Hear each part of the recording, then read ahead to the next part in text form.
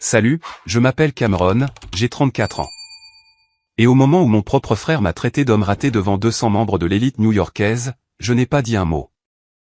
J'ai juste tenu la main de mon fils. Avant de vous raconter comment la mariée, la femme de mon frère, a renversé la situation d'une manière qui a coupé le souffle à toute la salle. Faites-moi une faveur, dites-moi d'où vous regardez dans les commentaires. Est-ce le Texas, la Floride, peut-être quelque part à l'étranger? Je veux savoir qui est de mon côté. Vous devez comprendre le cadre pour comprendre l'humiliation. Le Plaza Hotel, la grande salle de bal. Nous parlons du genre d'endroit où les lustres coûtent plus cher que toute mon éducation. L'air sentait le parfum cher, les lys importés et l'argent ancien. Mes parents, Patricia et Robert, rayonnaient à la table d'honneur. Ils avaient l'air de la royauté. Ma mère portait une robe qui scintillait sous les lumières. Et mon père bombait le torse dans un smoking qui lui allait parfaitement. Et puis il y avait moi. J'étais assis à la table 23. Retenez ce numéro? Table 23. Elle était tellement poussée dans le coin arrière que chaque fois que le personnel de cuisine ouvrait les portes de service, un jet de vapeur et l'odeur de savon à vaisselle me frappaient au visage. Je portais un costume que j'avais acheté il y a 5 ans. Il était propre, pressé et respectable, mais dans cette pièce, il ressemblait à un déguisement. À côté de moi se trouvait mon fils, Léo. Il a 5 ans. Il portait une petite cravate à clipser et coloriée dans un livre que j'avais apporté car je savais que personne ne nous parlerait. Le tintement d'une fourchette contre un verre en cristal a fait taire la pièce. Mon frère Julien s'est levé. C'était le marié, l'enfant en or. Il avait l'air d'être sorti d'un magazine, cheveux lissés en arrière, un costume Tom Ford qui coûtait probablement $10 000, et ce sourire narquois emblématique qui avait hanté toute ma vie. Il tenait un verre de champagne, le visage rougi par l'alcool et l'arrogance. Merci à tous, dit Julien, sa voix résonnant dans les haut-parleurs. Merci d'être venu me célébrer. Et Elena, bien sûr, il a ri de sa propre blague. La salle a ri avec lui. Ils l'ont toujours fait. Vous savez, en regardant cette pièce, en voyant le succès, le pouvoir, la beauté, ça me rappelle ce qui compte. L'excellence. La victoire. Il a pris une gorgée, ses yeux scrutant la foule jusqu'à ce qu'il se pose sur le coin sombre où j'étais assis.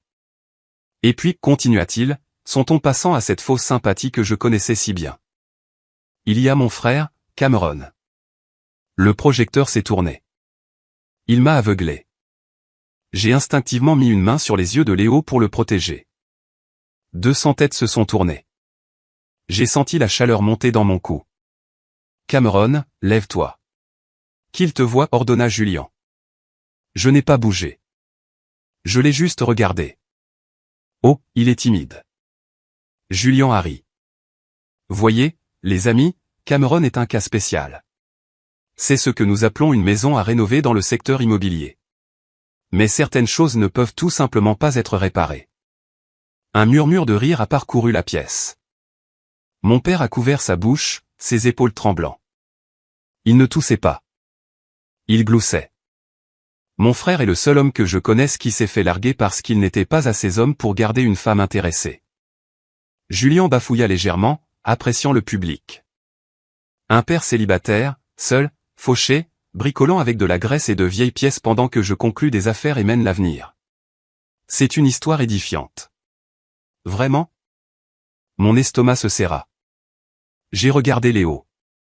Il avait arrêté de colorier. Il leva les yeux vers moi avec ses grands yeux innocents. Papa, murmura Léo. Pourquoi l'oncle Julien dit-il que tu es fauché? J'ai serré sa main. C'est juste une histoire, mon pote. Ignore-le. Mais Julien n'avait pas fini. L'honnêteté est la meilleure politique, n'est-ce pas? Mon frère est un père célibataire. Abandonné parce qu'il n'était pas assez homme. C'est triste. Mais bon, au moins l'un de nous a rendu maman et papa fiers. Il leva son verre vers nos parents. Ma mère, Patricia, se pencha vers le microphone qui était installé à la table d'honneur pour les discours ultérieurs. Elle ne me regarda pas. Elle regarda la foule, souriant comme un requin. C'est un investissement raté, gazouilla-t-elle. Mais nous l'aimons quand même, n'est-ce pas? Même s'il est une radiation. La salle éclata. Ce n'était plus un rire poli. C'était un rugissement. C'était le son de gens riches et confortables se moquant de quelqu'un qu'ils considéraient comme inférieur. C'était un son qui m'a arraché la peau des os. Je me sentais nu. Je me sentais petit. Je me sentais comme le petit garçon qui se cachait dans le garage juste pour échapper à leur voix. J'ai commencé à me lever, non pas pour faire une scène, mais pour partir. Je ne pouvais pas laisser Léo entendre un autre mot de cela. J'allais prendre mon fils, franchir ces portes dorées et ne jamais regarder en arrière. Mais avant que je puisse soulever Léo de sa chaise, un mouvement attira mon regard. Elena, la mariée. Elle était assise tranquillement à côté de Julian, son visage illisible. Elle était belle, d'une intelligence terrifiante, et venait d'une famille qui avait de l'argent quand ma famille était encore en train de comprendre comment l'écrire. Elle s'est levée. Elle ne s'est pas levée doucement. Elle s'est levée avec force. Sa chaise a raclé bruyamment sur le sol de marbre. Un son dur qui a traversé le rire. Elle a tendu la main et a pris le microphone de la main de Julian. Elle ne l'a pas attrapé agressivement. Elle l'a juste pris comme une mère prend un jouet dangereux d'un tout petit. Elena. Julian cligna des yeux, confus. Babe, je n'avais pas fini. J'en venais juste à la partie sur son camion. Elena l'ignora. Elle regarda la foule. La pièce devint silencieuse. Le rire s'éteignit dans la gorge des gens. Il y avait quelque chose dans sa posture, quelque chose de froid et de dangereux qui disait à tout le monde que cela ne faisait pas partie du script. Elle regarda mes parents. Puis elle regarda Julian. Enfin, ses yeux me trouvèrent dans le coin arrière. Son expression s'adoucit pendant une fraction de seconde avant de durcir à nouveau comme un diamant. « Tu trouves ça drôle ?» demanda-t-elle. Sa voix n'était pas forte, mais elle était d'une clarté cristalline. « Tu trouves ça drôle d'humilier un homme bon ?» Mon père a arrêté de glousser. Le sourire de ma mère a vacillé. « Julian. » Elle se tourna vers son mari depuis 2 heures. « Tu viens de traiter ton frère d'homme raté. Tu l'as appelé un investissement brisé. C'est juste un roast, Elena. Détends-toi. » Julian ricana, tendant la main vers son vin. « Non, dit-elle. Un roast est pour les gens que tu respectes. » Ça. C'était une confession. Elle fit un pas en arrière, créant une distance entre elle et Julian. Je pense qu'il est temps que tout le monde connaisse la vérité sur les investissements de cette famille. Je pense qu'il est temps qu'il sache qui est réellement le propriétaire de cette Ferrari dont tu te vantes toute la semaine. Le visage de Julian devint pâle. Une véritable panique vacilla dans ses yeux. Elena, arrête. Pas maintenant. Et je pense, continua-t-elle, sa voix montant. Il est temps que ta mère explique à tout le monde ici pourquoi le fils de Cameron n'ira pas à l'université. Le silence dans la pièce était lourd, suffocant. On aurait pu entendre une épingle tomber. Mon cœur battait la chamade contre mes côtes. Je n'avais aucune idée de ce qu'elle allait faire. Mais je savais une chose avec certitude. Le mariage était terminé. La guerre venait de commencer. Mais pour comprendre pourquoi Elena a fait ça, pour comprendre pourquoi une étrangère brûlerait son propre mariage pour un homme qu'elle connaissait à peine, il faut revenir en arrière. Il faut comprendre les 34 ans de silence qui ont mené à ce moment. Grandir dans le foyer Ingram, c'était comme vivre dans un théâtre où j'étais machiniste et Julian était la star. Nous n'avions que 2 ans d'écart, mais la distance entre nous se mesurait en années-lumière. Mon père, Robert, était un homme qui vénérait les apparences. Il croyait que le succès n'était réel que si l'on pouvait l'exhiber.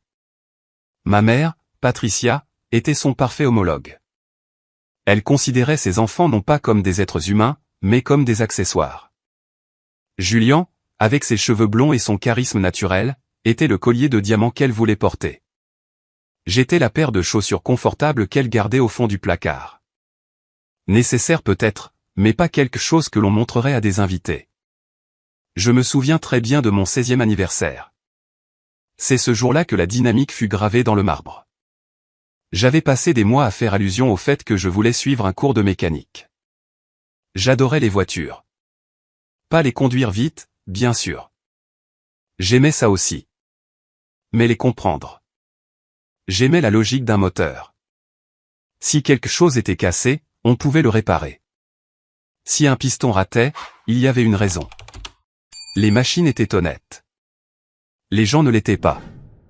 Le matin de mon anniversaire, mon père m'a tendu une boîte. Elle était lourde. Je l'ai ouverte, le cœur battant, espérant peut-être une contribution aux frais de cours. À l'intérieur se trouvait une ceinture à outils, un ensemble générique de clés et de tournevis de milieu de gamme. Voilà, dit mon père, sans lever les yeux de son journal. Tu bricoles toujours des bêtises. Maintenant tu as tes propres outils, alors arrête de voler les miens. Tu as les mains d'un travailleur, Cameron. Autant apprendre à t'en servir. Merci, papa, ai-je dit, essayant de paraître reconnaissant. Cela signifie-t-il que je peux suivre le cours? On verra, marmonna-t-il. Ces cours sont chers. Nous devons économiser pour les frais de scolarité du lycée préparatoire de Julian. 2 ans plus tard, Julian a eu 16 ans. J'étais dans l'allée en train de changer l'huile de ma berline cabossée quand un camion à plateau s'est arrêté. Sur le plateau était posée une toute nouvelle Porsche 911, argentée, étincelante. Elle était magnifique. Mes parents sont sortis en courant de la maison, appareil photo à la main. Julian est sorti, bâillant, l'air ennuyé. « Joyeux anniversaire, mon fils !» Ma mère a crié, en le serrant dans ses bras. « Elle est parfaite pour toi. Une voiture pour un futur PDG. » Julian a fait le tour de la voiture, a donné un coup de pied dans les pneus et a haussé les épaules. « Je voulais la noire, maman, mais celle-ci est bien. » J'ai essuyé la graisse de mes mains sur un chiffon, debout dans l'ombre du garage. Mon père s'est approché de moi, me tapant la main sur l'épaule. « Ne sois pas si jaloux, Cam. Julian a besoin d'une voiture qui corresponde à son image. Toi. Eh bien, tu es bon avec les vieilles choses. Ça te va bien. » C'était le récit. Julian était l'avenir. J'étais laide. J'ai porté ce récit dans mon mariage. J'ai rencontré Vanessa quand j'avais 24 ans. Elle était belle, vibrante, et elle semblait aimer que je sois habile de mes mains. J'ai construit nos meubles. J'ai réparé sa voiture. Je travaillais 14 heures par jour dans un atelier de restauration, rentrant à la maison avec de l'huile sous les ongles et un salaire décent mais pas riche. Mais le poison des ingrammes s'est infiltré.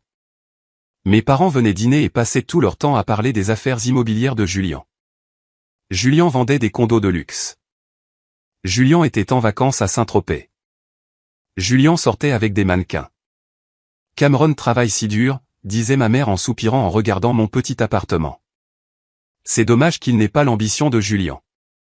Vanessa, ma chère, tu ne souhaiterais pas qu'il porte un costume au travail? Vanessa a commencé à changer.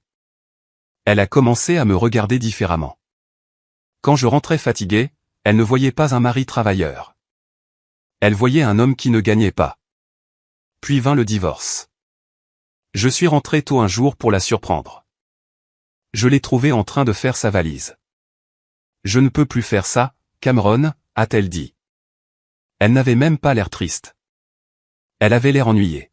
« Je suis fatigué de compter les coupons. Je suis fatigué de l'odeur d'essence sur tes vêtements. Je travaille pour posséder l'atelier, Vanessa, ai-je supplié. Nous construisons quelque chose. Tu construis. J'attends. » Elle a claqué. Julian m'a présenté quelqu'un. Quelqu'un qui sait vivre. J'ai regardé par la fenêtre. Une Ferrari rouge était au ralenti sur le trottoir. Je connaissais le chauffeur. C'était Marcus, un des compagnons de boisson de Julian. Tu me quittes pour Marcus, ai-je demandé, ma voix creuse. Il me traite comme un prix, Cameron. Tu me traites comme un projet. Elle est partie. Étage 6 mois plus tard, quand les papiers du divorce ont été signés, ma mère m'a dit, j'ai toujours eu peur que tu ne saches pas comment garder une femme heureuse. Julian ne laisserait jamais ça arriver. Mon père n'a rien dit. Il m'a juste regardé avec la même déception qu'il avait eue quand j'avais 16 ans. J'étais brisé. J'étais un père célibataire avec un garçon d'1 an, Léo. Je n'avais rien d'autre que mes outils et mon fils. Alors, je me suis plongé dans la seule chose qui ne m'a jamais trahi, mon travail. J'ai arrêté de parler de ce que je faisais. J'ai arrêté de chercher leur validation. J'ai juste travaillé. J'ai déménagé dans un autre atelier, un endroit spécialisé haut de gamme qui s'occupait de restauration de plusieurs millions de dollars. Je suis devenu un fantôme dans ma propre famille, apparaissant aux vacances pour être ignoré, puis repartant. Puis Julian a rencontré Elena. La première fois que Julian a amené Elena dîner chez mes parents, c'était le cirque habituel. Ma mère avait fait préparer un repas de 4 plats. Julian faisait la cour, racontant des histoires exagérées sur une affaire qu'il avait conclue. J'étais dans la cuisine. Le robinet fuyait et ma mère m'avait dit sèchement de me rendre utile avant le dîner. J'étais sous l'évier en train de serrer une vanne pendant qu'il riait dans la salle à manger. Je suis sorti de sous l'évier en m'essuyant les mains pour trouver une femme debout là. Elle tenait une assiette de nourriture. J'ai pensé que vous pourriez avoir faim, a-t-elle dit. Sa voix était calme, intelligente. Je vais bien, ai-je dit sur la défensive. Je ne suis que le plombier aujourd'hui, apparemment. Elle a souri. Ce n'était pas un sourire de pitié. C'était un sourire de reconnaissance. Je suis Elena. Vous devez être Cameron, celui qui sait vraiment comment les choses fonctionnent. J'ai pris l'assiette. Et vous devez être le nouveau public du Julian Show. Elle a ri. Un son authentique. Quelque chose comme ça. Votre fils, Léo, est dans le salon en train de lire un livre sur les dinosaures. Il est très articulé pour 5 ans. C'est la meilleure chose que j'ai jamais faite, ai-je dit, baissant ma garde. Il a vos yeux, dit-elle doucement. Des yeux gentils. Julian est entré à ce moment-là, brisant l'instant. Chérie, qu'est-ce que tu fais ici? Le vin respire. Ne distrais pas Cameron. Il a du travail à faire. Maman a besoin de regarder la porte du garage après le dîner. Elena regarda Julian, puis moi. Je vis un éclair de calcul dans ses yeux. Ce n'était pas seulement un autre mannequin. Elle voyait les choses venir, dit-elle. Elle me toucha légèrement le bras. Enchanté de vous rencontrer, Cameron. Vraiment? C'était il y a 6 mois. Je n'y ai pas beaucoup pensé. Je pensais qu'elle était juste polie. Je ne savais pas qu'elle regardait. Je ne savais pas qu'elle comptait les points. Et je ne savais certainement pas que ma famille était sur le point de franchir une ligne qui la ferait tout dénoncer. Le chemin vers le mariage était pavé de l'audace de ma famille. Dès l'annonce des fiançailles, les exigences ont commencé à affluer. Il ne suffisait pas que je sois censé y assister. Je devais servir. 3 semaines avant le grand jour, l'invitation est arrivée dans ma boîte aux lettres. Ce n'était pas le carton épais de couleur crème avec des feuilles d'or que je voyais sur la cheminée de ma mère. C'était une carte plus petite et plus fragile, clairement issue de la pile de rejet. Cameron un gramme plus invité, strictement un enfant, attribution de table zone D, ou l'arrière, puis manuscrit à l'encre rouge en bas, de la main de ma mère, veuillez vous assurer que Léo est silencieux. Nous filmons. J'ai regardé l'invitation. Zone D. Ils zonaient leur propre famille. Mon téléphone a sonné. C'était Julian. Il n'a pas dit bonjour. Il ne l'a jamais fait. Cam, j'ai besoin d'un service, dit-il, sa voix pressante et exigeante. J'ai besoin d'une voiture pour la fuite. Le loueur a foiré ma réservation pour la Rolls. D'accord, ai-je dit en mettant le téléphone sur haut-parleur pendant que je préparais un sandwich à Léo. Que veux-tu que je fasse? Appelle Hertz. Ne sois pas insolent. Je sais que tu travailles dans ce magasin chic maintenant. Je sais que ton patron a des relations. Procure-moi une Rolls-Royce Phantom. Vintage blanche si possible, mais je me contenterai d'un modèle 2023. J'ai arrêté d'étaler le beurre de cacahuète. Julian, ce sont des voitures de clients. Je ne peux pas simplement emprunter un véhicule d'un demi-million de dollars pour ton mariage. Pourquoi pas? Tu les conduis, n'est-ce pas? Je les essaie après les avoir réparés. Je ne les emmène pas à des fêtes. C'est non professionnel et, franchement, c'est illégal. Mon Dieu, tu es tellement égoïste. Julian gémit. C'est mon jour de mariage, Cameron. Le plus grand jour de ma vie. Tu ne peux pas tirer une seule ficelle. Je parie que tu es juste jaloux. Tu ne veux pas que j'aie une sortie meilleure que la tienne dans ta Honda rouillée. Je ne risque pas mon travail pour que tu aies l'air cool pendant 5 minutes sur Instagram, ai-je dit fermement. Bien, peu importe. Ne sois juste pas en retard et porte quelque chose de décent. Maman dit que ton costume gris a l'air d'avoir été acheté dans un salon funéraire. Il a raccroché. J'ai regardé Léo, qui mangeait joyeusement son sandwich. J'ai ravalé ma colère. Je me suis dit que j'y allais pour Léo. Il avait besoin de voir sa famille, même si elle était imparfaite. Mais le vrai coup est venu 2 jours plus tard. Je suis allé à la banque. J'économisais $50 par semaine pour le fonds d'études de Léo depuis le jour de sa naissance. Ce n'était pas grand-chose, mais c'était constant. C'était dans un compte de dépôt que mon père m'avait aidé à ouvrir il y a des années parce qu'à l'époque, mon crédit était détruit par le divorce. Mon père était techniquement co-signataire du compte. Je me suis approché de la guichetière, une gentille dame nommée Madame Gable qui me connaissait. « Bonjour, Madame Gable. Je veux déposer ce chèque, » ai-je dit, glissant mon salaire des heures supplémentaires sur le comptoir. Elle a tapé sur son ordinateur, puis a froncé les sourcils. Elle a tapé à nouveau. Elle a retiré ses lunettes et m'a regardé avec inquiétude. « Cameron, êtes-vous ici pour fermer le compte ?» demanda-t-elle. « Quoi ? Non, je dépose. Mais il n'y a rien ici. Le solde est à 0. Le monde s'est arrêté. C'est impossible.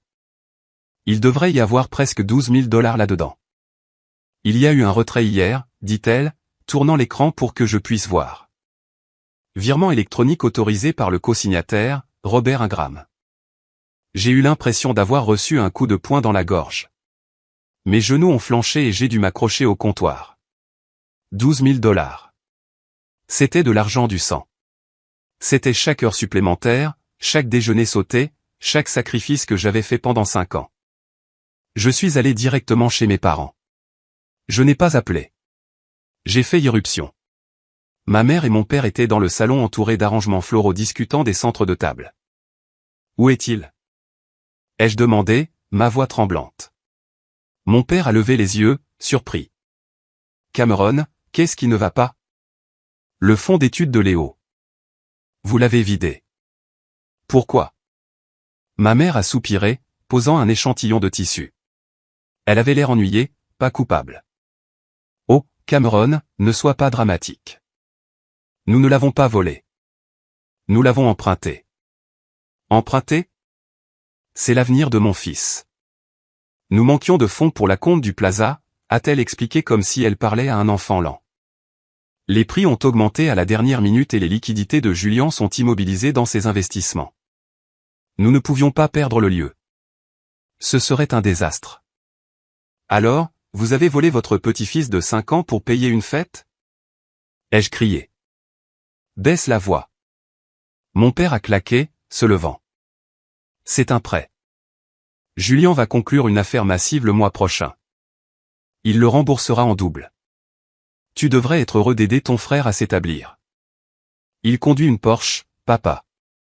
Il porte des costumes à $1000. S'il est si riche, pourquoi a-t-il besoin de l'argent de mon fils ? Ce sont des dépenses nécessaires pour son image. Ma mère a argumenté. Tu ne comprendrais pas. Tu te contentes de vivre dans ce petit appartement. Julien a un destin. Un destin ? J'ai ri.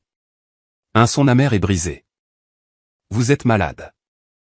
Je veux cet argent tout de suite. Nous ne l'avons pas, a dit mon père, se rasseoir. C'est payé à l'hôtel. C'est parti. Tu le récupéreras quand Julien réussira. Maintenant, rentre chez toi et calme-toi. Tu bouleverses ta mère avant le grand jour. Je suis resté là à les regarder. J'ai réalisé alors qu'ils ne me voyaient pas comme une personne. Ils ne voyaient pas Léo comme une personne. Nous étions des ressources. Nous étions des pièces de rechange à cannibaliser pour maintenir la machine Julien en marche. Je ne viens pas, ai-je dit doucement. Je ne viens pas au mariage. Les yeux de ma mère se plissèrent. Tu viendras. Tu n'humilieras pas cette famille en étant absent. Les gens parleront. Si tu ne te montres pas, ne t'attends plus jamais à nous revoir. Et ne t'attends à aucune aide quand tu échoueras inévitablement. Je suis parti. Je me suis assis dans mon camion et j'ai crié jusqu'à ce que ma gorge saigne. Je n'allais pas y aller. J'en avais fini. Mais cette nuit-là, j'ai reçu un SMS. Ce n'était pas de ma famille. C'était d'un numéro inconnu. Je sais pour le compte. Je suis désolé. Veuillez venir au mariage. Croyez-moi, Elena. J'ai regardé l'écran. Pourquoi me voudrait-elle là? Faisait-elle partie du complot? Était-elle juste une autre manipulatrice ingrate? Mais ensuite, je me suis souvenu de ses yeux dans la cuisine. Des yeux gentils. J'ai regardé Léo dormir dans son lit. Ils avaient pris son argent. Ils avaient pris son grand-père. Ils avaient essayé de lui enlever sa dignité. Si je n'y allais pas, je me cachais. Si je n'y allais pas, je les laissais gagner. D'accord, ai-je murmuré à la pièce vide. J'irai. Je ne savais pas que j'allais tomber dans un piège. Je ne savais juste pas pour qui le piège était tendu. Le matin du mariage, le ciel était d'un bleu éclatant et moqueur. J'ai habillé Léo de son petit costume bleu marine. Il était adorable, tournant sur lui-même et demandant s'il y aurait du gâteau. Beaucoup de gâteaux, mon pote. Ai-je promis, en nouant ma propre cravate. Je me suis regardé dans le miroir. Mon costume était gris, un peu serré aux épaules à cause du travail physique que je faisais dernièrement. Ce n'était pas un smoking. Je ne pouvais pas me permettre d'en louer un car mon compte en banque était vide. J'avais l'air décent, mais je n'avais pas l'air riche. Nous avons roulé jusqu'à la plaza. Je n'avais pas de voiture de luxe, alors j'ai conduit mon Ford F-150. C'est un bon camion, fiable. Mais arrivé devant le service de voiturier de la plaza, entouré de limousines et de voitures de sport, c'était comme se présenter à un combat armé d'une cuillère. Le voiturier était un jeune homme l'air dépassé. Il a ricané en voyant mon camion. L'entrée de livraison est par derrière, a-t-il dit en me faisant signe. Je suis un invité, ai-je dit en lui tendant les clés. Cameron Ingram, frère du marié. Il a regardé le camion, puis moi, puis la liste d'invités sur son pupitre. Il a ricané. D'accord. Désolé, monsieur. Nous le garons quelque part à l'écart. J'ai pris la main de Léo et j'ai monté le grand escalier. L'opulence était suffocante. Feuilles d'or, marbre, velours. C'était magnifique, mais ça semblait froid. Nous sommes entrés dans la salle de réception. C'était une mer de cravates noires et de robes de créateur. J'ai repéré ma tante Sarah immédiatement.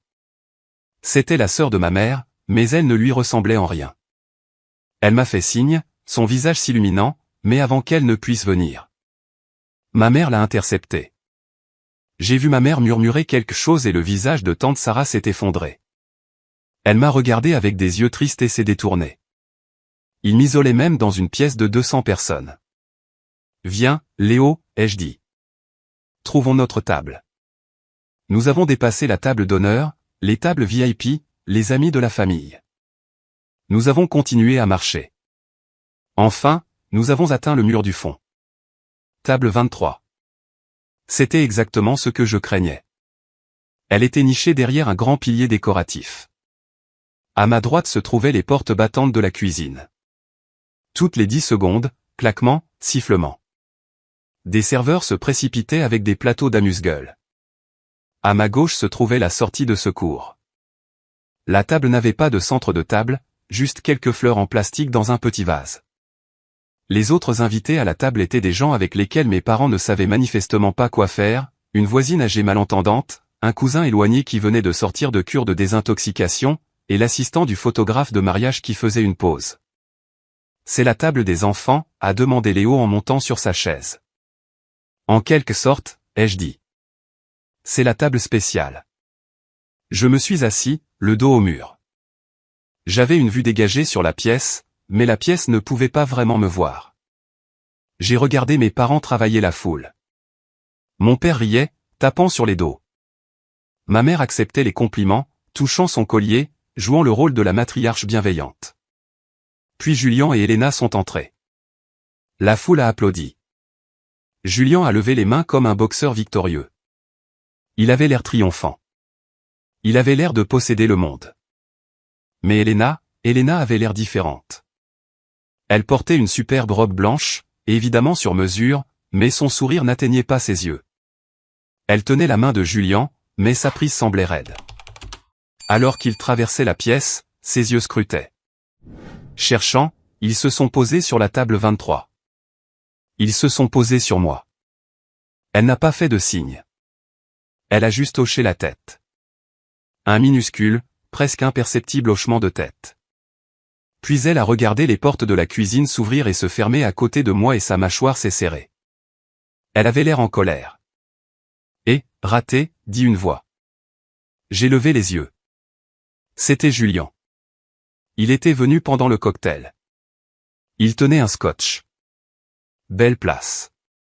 Il a ri, désignant les portes de la cuisine. Je pensais que tu serais à l'aise près du personnel. Tu sais, qui se ressemble s'assemble.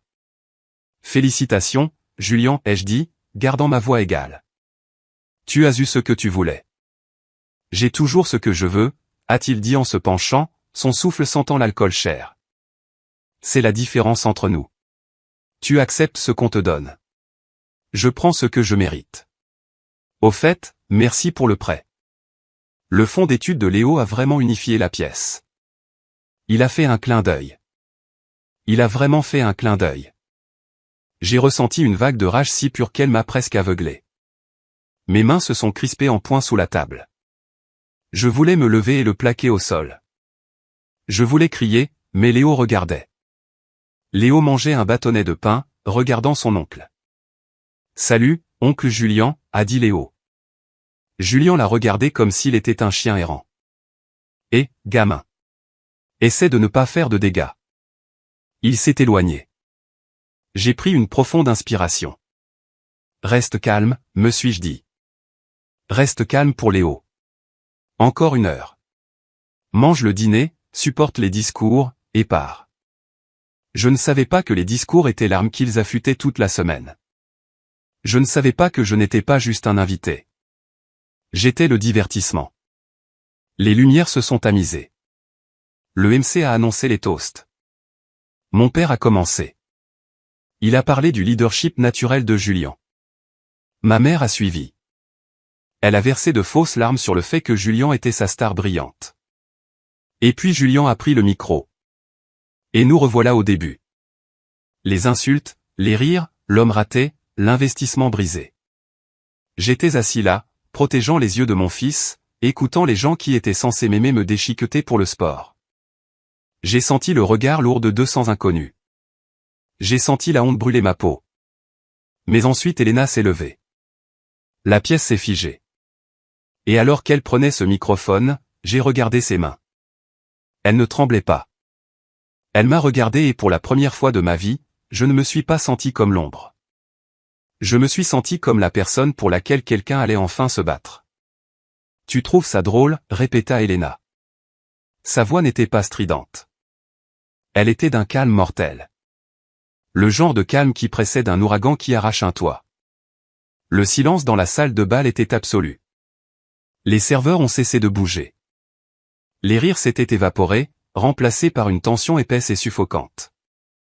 Ma mère a essayé de le sauver. Elle s'est levée, son sourire tremblant. Elena, ma chérie, c'est juste un peu d'humour familial. Nous taquinons toujours Cameron. Il sait que nous l'aimons. L'amour ? Elena se tourna vers ma mère. Vous appelez voler le fonds d'études de son fils de l'amour ? Des halètements parcoururent la pièce. On aurait dit que l'air était aspiré du bâtiment. Ma mère se figea, la bouche ouverte.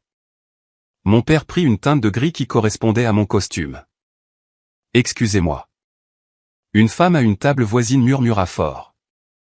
Elena ne quitta pas mes parents des yeux. Vous m'avez bien entendu.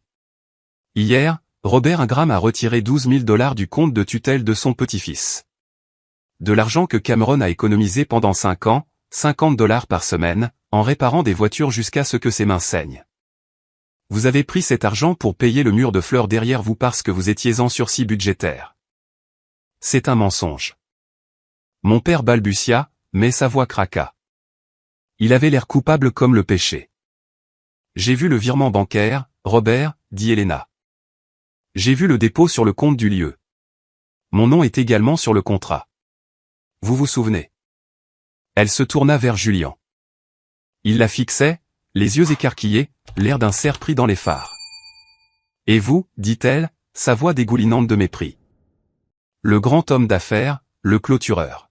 « Parlons de vos actifs, voulez-vous » Elle pointa un doigt manucuré vers les immenses baies vitrées qui donnaient sur le cercle des voituriers. Tout le monde a parlé de la Ferrari California Spider Vintage de 1961 garée devant. Julien vous a tous dit qu'il l'avait achetée le mois dernier avec sa prime, n'est-ce pas? Des têtes ont hoché. Des gens ont murmuré. Cette voiture avait fait parler d'elle pendant le cocktail. Il ne l'a pas achetée. Elena dit qu'il n'avait même pas le score de crédit pour acheter les pneus. Cette voiture appartient à un client de l'atelier Prestige Restoration Shop. Elle descendit de la petite estrade et commença à se diriger vers ma table. La foule s'écarta devant elle comme la mer Rouge. Elle marcha droit vers moi. Cameron, dit-elle, me tendant le microphone. Dites-leur qui a restauré cette voiture. Je me suis levé. Mes jambes étaient lourdes, mais ma tête était claire. J'ai regardé Julien. Il rapetissait. Il avait l'air petit. C'est moi, ai-je dit. Ma voix était rouillée, mais elle devint plus forte. J'ai passé 6 mois sur cette voiture. J'ai reconstruit le moteur V12 à la main. J'ai trouvé le cuir en Italie, je l'ai peinte. Ce n'est pas la voiture de Julien. Elle appartient à Monsieur Sterling. Monsieur Sterling. Un homme au premier rang se leva. C'était Monsieur Sterling lui-même. C'était un milliardaire. Un homme avec lequel mon père essayait de nouer des contacts depuis des années. Je ne l'avais même pas vu là. C'est exact. Dit Monsieur Sterling, sa voix retentissant. Il me regarda, puis Julien. Cameron est le seul mécanicien en qui j'ai confiance pour ma collection. C'est un artiste, et s'il dit qu'il l'a construite, il l'a construite. Il se tourna vers mon père. Robert, vous m'avez dit que votre fils Cameron était au chômage. Vous m'avez dit que Julien était celui qui avait l'œil pour les classiques. Mon père balbutia, incapable de former des mots. Elena reprit le micro. Elle se tenait à côté de moi, sa main posée sur mon épaule. On aurait dit une armure. Cameron possède 30% de cet atelier. Elena annonça, c'est un associé. Ce n'est pas un homme raté. C'est un propriétaire d'entreprise prospère qui ne ressent pas le besoin de le faire savoir parce qu'il a quelque chose que vous n'avez aucun d'entre vous. Elle regarda Julien, les yeux pleins de pitié. L'intégrité. Julien claqua son verre. Ça suffit. Elena, tu fais une scène. Nous sommes mariés. Tu me mets dans l'embarras. Elena baissa les yeux vers sa main gauche. La bague en diamant scintillait sous le lustre. Lentement, délibérément, elle la glissa de son doigt. Non, Julien, dit-elle. Nous ne sommes pas mariés. Pas légalement. Julien cligna des yeux. Quoi? Je n'ai pas signé la licence de mariage ce matin. Elle a dit, je l'ai laissée sur la commode. Je voulais voir si tu changerais. Je voulais voir si, le jour le plus important de ta vie, tu pouvais être un être humain décent pendant 5 minutes, mais tu n'as pas pu. Elle a laissé tomber la bague dans un verre d'eau à moitié vide sur une table voisine. Plinc. Tu as utilisé tes vœux pour humilier ton frère. Tu as laissé tes parents le traiter comme une ordure. Et tu as essayé d'utiliser ma dot pour payer tes dettes de jeu. Dettes de jeu, ma mère cria. Julien ne joue pas. 300 000 $. Patricia, dit Elena, l'air fatigué. Paris sportif. C'est pourquoi il avait besoin du fonds d'études. C'est pourquoi il avait besoin de m'épouser. Il est fauché. Ce n'est pas un PDG. C'est un fraudeur. La pièce était en plein chaos. Les gens chuchotaient, pointaient du doigt, sortaient leur téléphone. Ma mère s'effondra sur sa chaise, sanglotant. Non pas pour moi, mais pour l'humiliation. Mon père avait l'air de faire une crise cardiaque. Mais Julien me regarda avec une haine pure. Tu as fait ça. Il siffla, me montrant du doigt. Tu l'as empoisonné contre moi. Espèce de petit mécanicien jaloux. Il se jeta sur moi. Je ne bronchais pas. Je ne reculais pas. Je m'avançai. J'attrapai son poignet en l'air. Ma poigne était de fer. des années à serrer des boulons, à soulever des moteurs, à travailler manuellement m'avaient donné une force que Julien ne pouvait pas comprendre. Je tordis son bras vers le bas, pas assez pour le casser, mais assez pour le faire tomber à genoux. Non, dis-je, ma voix basse et dangereuse. Ne me touche plus jamais. Et ne t'approche plus jamais de mon fils. Je le relâchai. Il tomba en arrière sur le sol, me regardant sous le choc. Il ne m'avait jamais vu riposter. Il n'avait jamais vu le loup derrière le mouton. Je me tournai vers mes parents. Ils me regardaient comme si j'étais un étranger. J'en ai assez. J'ai dit, j'en ai assez d'être la risée. J'en ai assez d'être le plan de secours. Gardez l'argent. C'est le dernier centime que vous obtiendrez de nous. Vous avez perdu votre fils. Tous les deux. Vraiment? J'ai pris Léo. Il avait les yeux écarquillés, serrant son livre de coloriage. Viens, Léo, dis-je. Allons manger des pizzas. Des pizzas? Demanda Léo, sa voix coupant la tension. Oui, les meilleures pizzas de New York. J'ai commencé à sortir.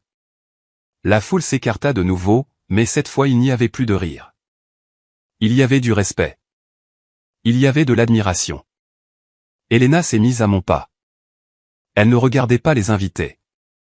Elle ne regardait pas sa belle-mère en larmes. Elle regardait la sortie.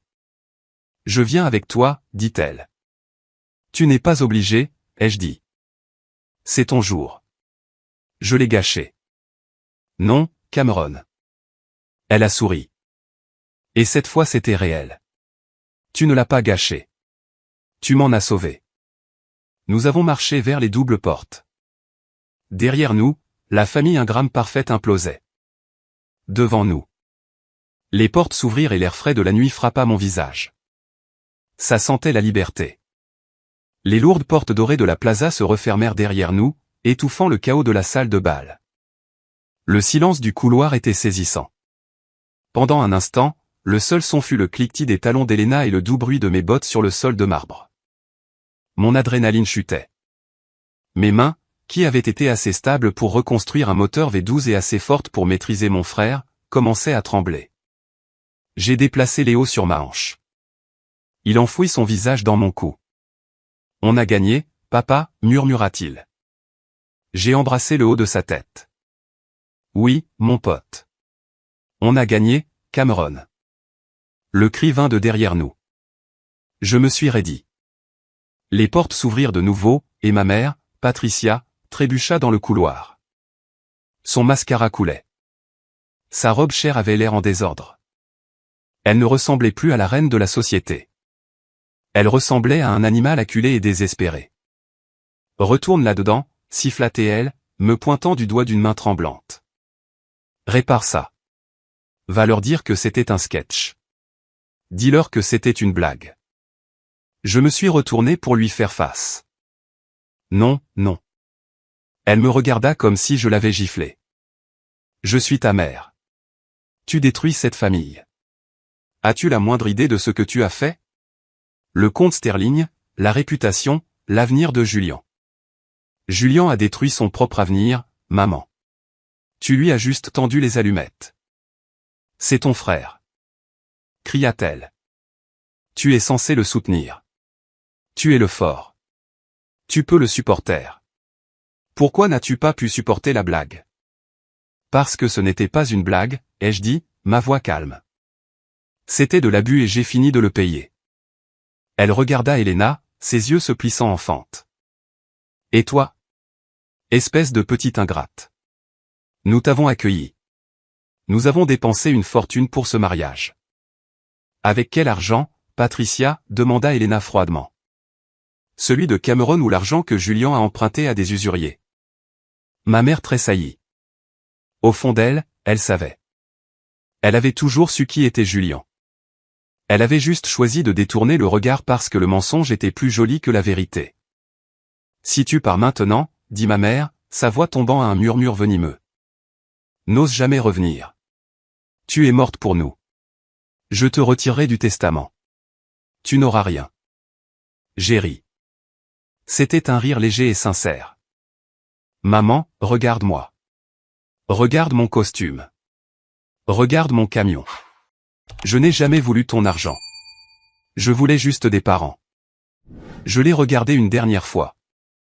J'ai essayé de trouver de l'affection, des regrets. Il n'y avait rien, juste de la vanité et de la colère. Au revoir, Patricia. Ai-je dit, pas maman, Patricia. Je me suis retourné et je suis parti. Elle a crié autre chose, mais je n'ai pas écouté. J'ai traversé le hall, passant devant les touristes confus, et je suis sorti sur le trottoir.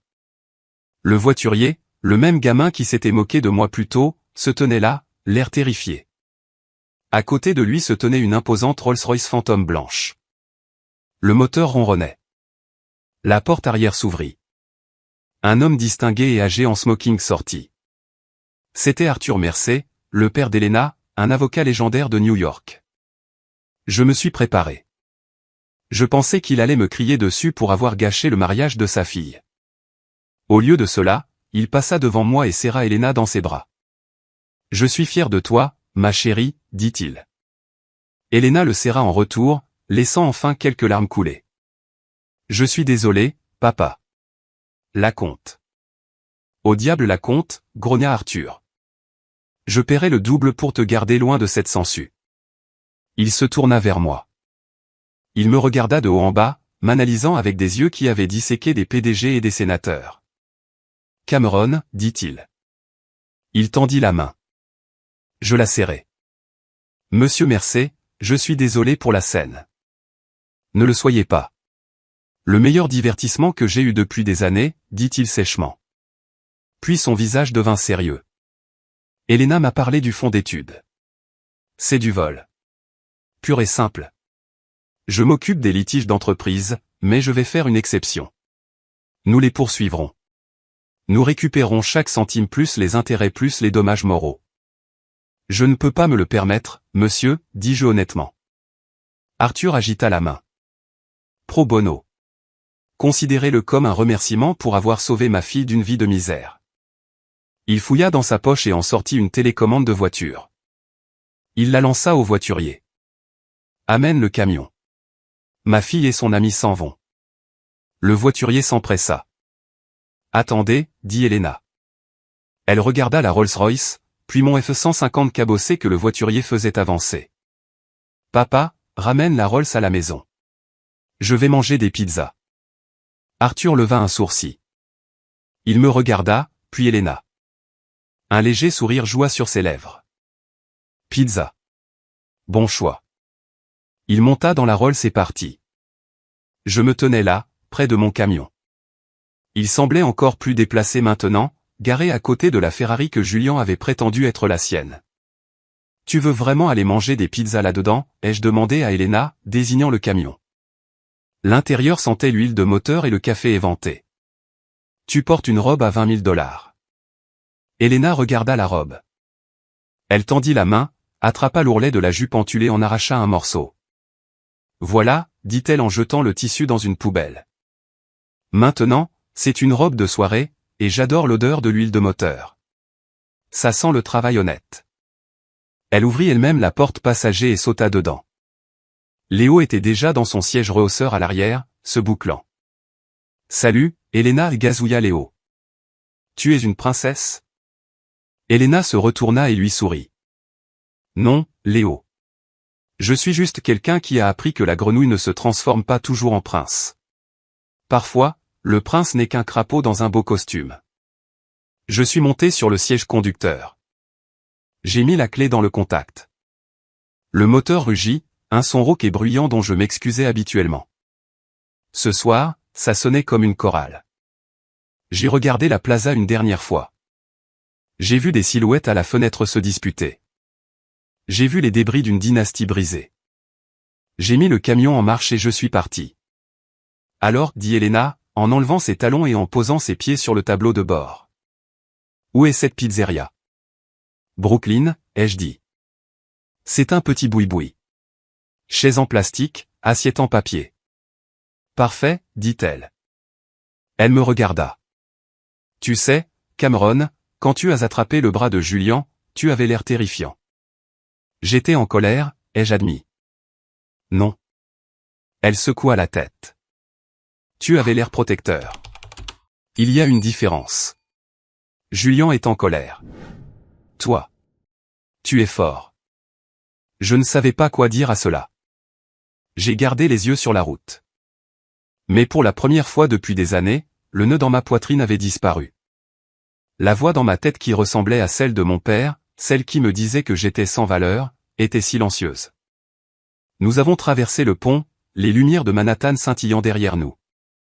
J'ai regardé dans le rétroviseur. Léo dormait. Elena fredonnait avec la radio. J'étais fauché. Ma famille me haïssait. J'avais une bataille juridique devant moi.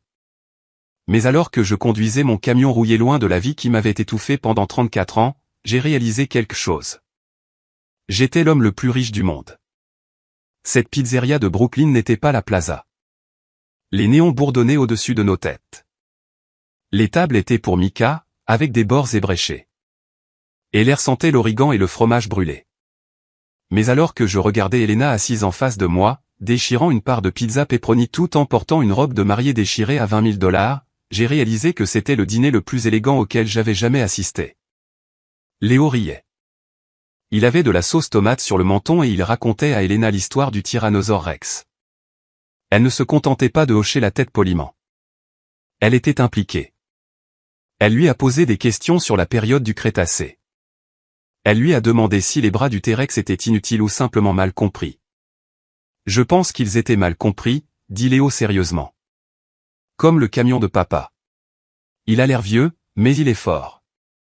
Elena me regarda par-dessus sa part de pizza. Son maquillage était légèrement estompé, mais ses yeux étaient brillants. Il a raison.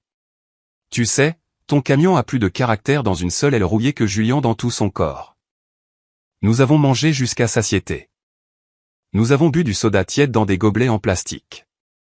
Et pour la première fois de ma vie, je n'ai pas ressenti le poids écrasant de l'attente. Les conséquences ont commencé le lendemain matin. Je me suis réveillé dans mon petit appartement. Léo était blotti à côté de moi. J'ai pris mon téléphone et j'ai vu que j'avais 47 appels manqués. 30 de ma mère, 12 de mon père, 5 de Julien, et un SMS de mon cousin Mike. Mec, regarde Facebook. Tu es célèbre. J'ai ouvert l'application. Mon estomac a fait un salto. Mike, le cousin que mes parents ignoraient toujours parce qu'il travaillait dans l'informatique et portait des t-shirts à motifs, avait diffusé en direct les discours de mariage. Il n'avait pas coupé le flux quand Elena a pris le micro. La vidéo était intitulée « Le marié chercheur d'or démasqué par la mariée patronne ». Elle avait 3 millions de vues. J'ai cliqué sur Play. Je me suis vu assis dans ce coin, protégeant les yeux de Léo. J'ai vu Julien ricaner. J'ai entendu ma mère m'appeler à un investissement raté. Et puis j'ai vu Elena réduire leur monde en cendres. La section des commentaires était une zone de guerre. Et pour la première fois de l'histoire, Internet était unanimement de mon côté. Le frère à l'arrière est un saint de ne pas l'avoir frappé plus tôt. Cette mère est un monstre qui vole le fonds d'études d'un enfant. Je veux embaucher Cameron pour réparer ma voiture. Où est son atelier? J'ai posé le téléphone. Je ne me sentais pas triomphant. Je ressentais un étrange soulagement silencieux. Le secret était révélé. Je n'avais plus à porter leur honte. 2 jours plus tard, je me suis assis dans une salle de conférence qui coûtait plus cher que la maison de mes parents. Arthur Mercé était assis à la tête d'une table en acajou, l'air d'un général examinant un plan de bataille. Mes parents étaient assis de l'autre côté. Ils avaient l'air rapetissés. Ma mère portait des lunettes de soleil sombre à l'intérieur. Les mains de mon père tremblaient alors qu'il tenait un verre d'eau. Il ne me regardait pas. Voici la situation, a dit Arthur, faisant glisser un dossier sur la table. Vous avez commis une fraude. Vous avez détourné des fonds d'un compte de tutelle. C'est un crime. Je pourrais faire venir la police ici en 10 minutes. Arthur, s'il vous plaît. Mon père a supplié, sa voix craquant. Nous nous connaissons depuis des années. C'était un malentendu. Nous avions l'intention de le rembourser. Avec quel argent, Robert? Demanda Arthur froidement. J'ai examiné vos finances. Vous êtes endetté jusqu'au cou. Vous avez contracté une 2e hypothèque pour payer les fleurs du mariage. Vous avez 3 cartes de crédit au maximum. Vous êtes techniquement insolvable. Ma mère a laissé échapper un sanglot. Ce n'est pas notre faute. Le marché. Les affaires de Julian. Les affaires de Julian étaient des fantasmes. Arthur la coupa. Maintenant, voici l'offre. Vous retournerez les 12 000 $ à Cameron immédiatement. Vous paierez également les frais de justice, et vous signerez un document reconnaissant le vol pour éviter toute future contestation de garde concernant Léo. Si vous faites cela, je ne porterai pas plainte au pénal.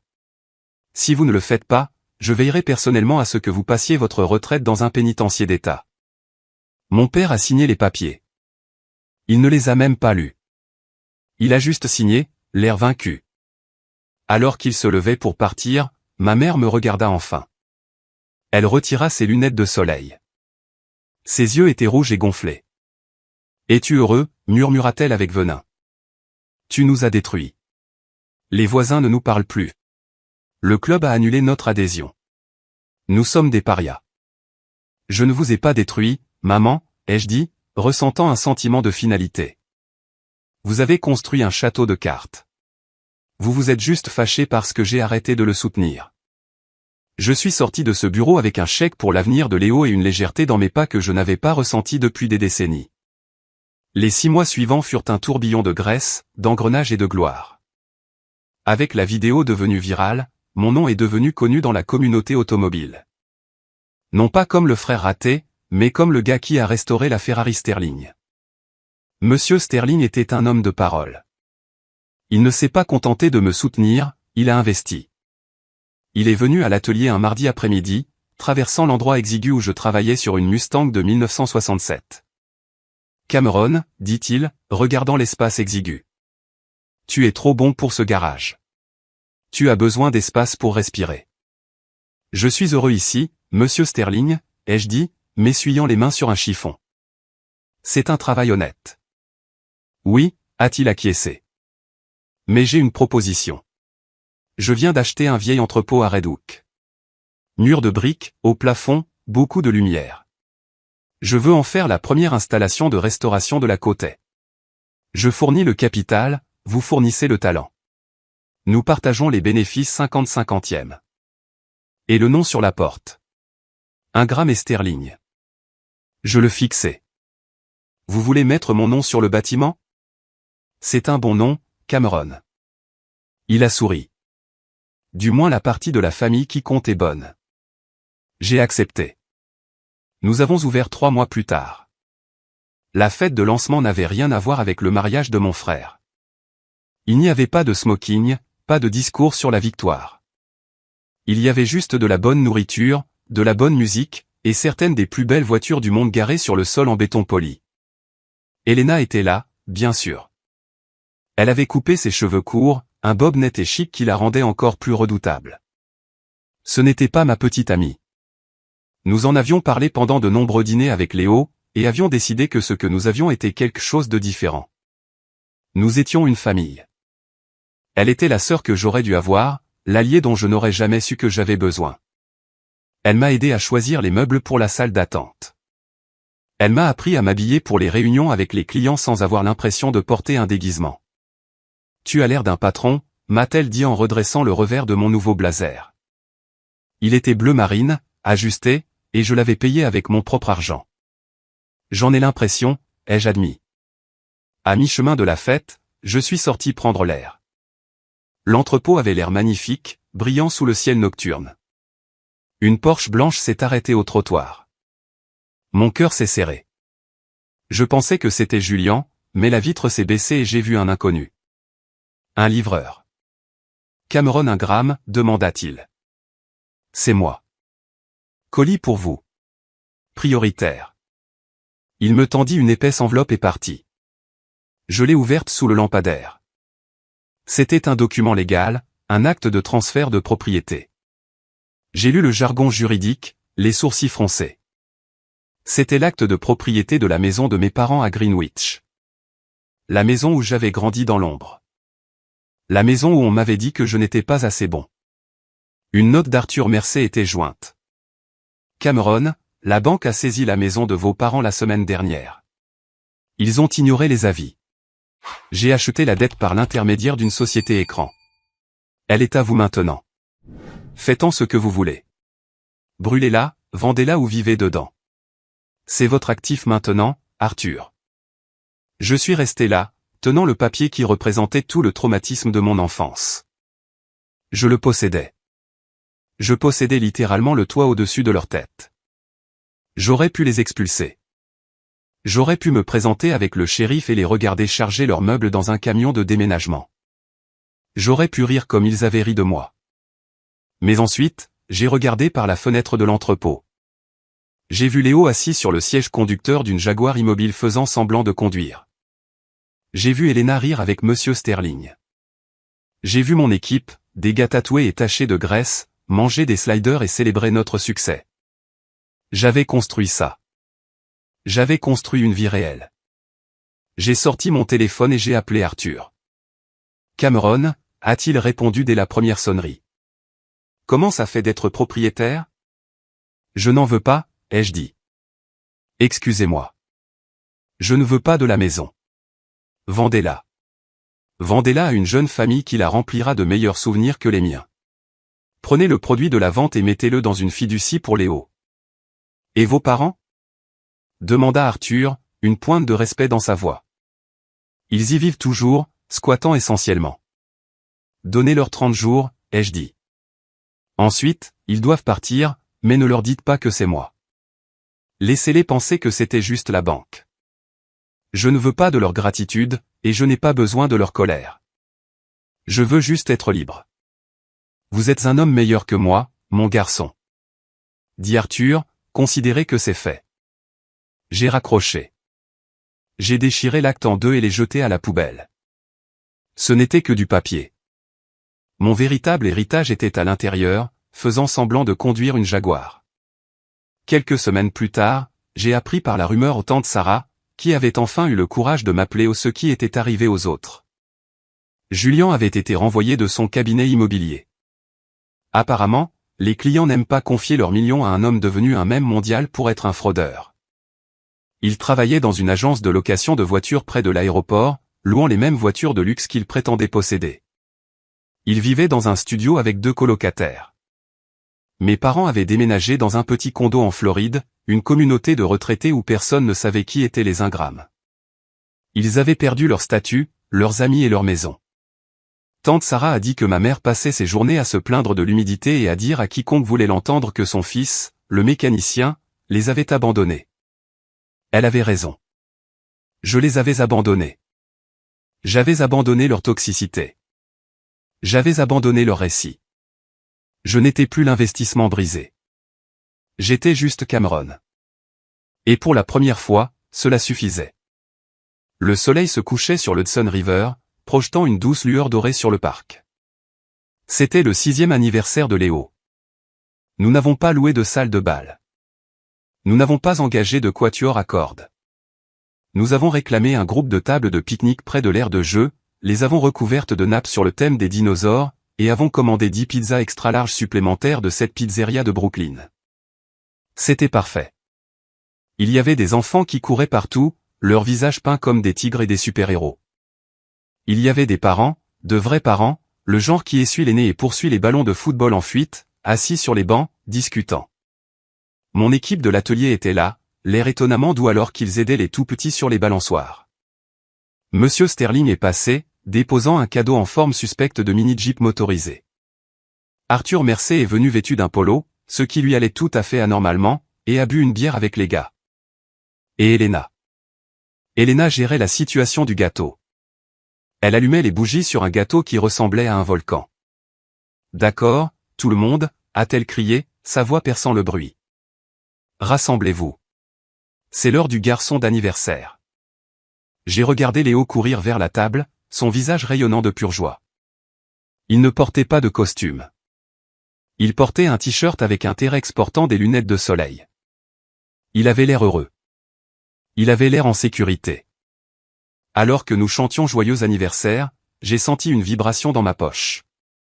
J'ai sorti mon téléphone. C'était un message texte. Le nom sur l'écran m'a coupé le souffle pendant une seconde, car je n'avais pas eu de nouvelles de lui depuis la réunion au bureau d'Arthur. Je me suis éloigné de la foule qui chantait. Trouvant un endroit calme sous un chêne, j'ai ouvert le message. Cameron, j'ai vu l'article dans la revue professionnelle sur ton nouvel atelier. Il a l'air impressionnant. Ta mère s'ennuie des petits-enfants. Peut-être pourrions-nous parler. Je suis désolé pour la façon dont les choses se sont passées. Nous voulions juste le meilleur pour Julian et nous avons perdu de vue les choses. J'espère que tu vas bien. Je l'ai lu 2 fois. Je suis désolé pour la façon dont les choses se sont passées. Voix passive. Aucune appropriation. Pas de « je suis désolé d'avoir volé ton fils ». Pas de « je suis désolé d'avoir ri pendant que tu étais humilié ». Juste un vague regret que les conséquences les aient finalement rattrapées. Il voulait revenir maintenant que j'étais un succès. Maintenant que j'avais un article dans un magazine et un partenariat avec un milliardaire, soudain j'étais digne de leur attention. Soudain, je n'étais plus un investissement raté. J'étais de nouveau un actif potentiel. J'ai regardé la fête. J'ai vu Elena aider Léo à couper le gâteau. J'ai vu Arthur rire de quelque chose que l'un de mes mécaniciens avait dit. J'ai vu tante Sarah distribuer des sacs de friandises. C'était ma famille. Les gens qui étaient là quand je n'avais rien. Les gens qui m'ont défendu quand je ne pouvais pas me défendre moi-même. J'ai regardé de nouveau le téléphone. Mon pouce planait au-dessus du clavier. Je pouvais taper une réponse furieuse. Je pouvais lui dire d'aller se faire voir. Je pouvais énumérer tous les péchés qu'il avait jamais commis contre moi. Mais ensuite, j'ai réalisé quelque chose. La colère est une connexion. La haine est une connexion. Si je répondais même pour lui crier dessus, je lui donnais ce qu'il voulait, l'accès. Je n'avais pas besoin de lui dire que c'était un mauvais père. Il savait que je n'avais pas besoin de prouver que j'étais un homme bon. Je savais. J'ai appuyé sur le bouton sur le côté du téléphone. L'écran est devenu noir. Puis je suis allé dans les paramètres et j'ai bloqué le numéro. J'ai remis le téléphone dans ma poche. Je me suis senti plus léger. Papa. Gâteau. Léo a crié, agitant une assiette en papier pleine de glaçage au chocolat. J'arrive, mon pote. J'ai rappelé. Je suis retourné vers la lumière, vers les rires, vers la vie que j'avais construite de mes propres mains. Être un homme, ce n'est pas la voiture que tu conduis ou le costume que tu portes. Ce n'est pas combien de personnes te craignent ou combien d'argent tu peux prétendre avoir. Être un homme, c'est se montrer. C'est protéger les gens qui dépendent de toi. C'est avoir la force de s'éloigner des gens qui te blessent, même s'ils partagent ton sang. Et surtout, c'est briser le cycle. Léo ne saura jamais ce que ça fait d'être l'enfant de rechange. Il ne saura jamais ce que ça fait d'avoir sa valeur mesurée en dollars. Il grandira en sachant qu'il est assez tel qu'il est. J'ai pris l'assiette de gâteau de mon fils. Il m'a souri, une trace de chocolat sur le nez. Fais un vœu, papa, dit Léo, même si c'était son anniversaire. Je n'en ai pas besoin. J'ai souri. En regardant ma famille imparfaite, belle et choisie. J'avais déjà tout ce que je voulais.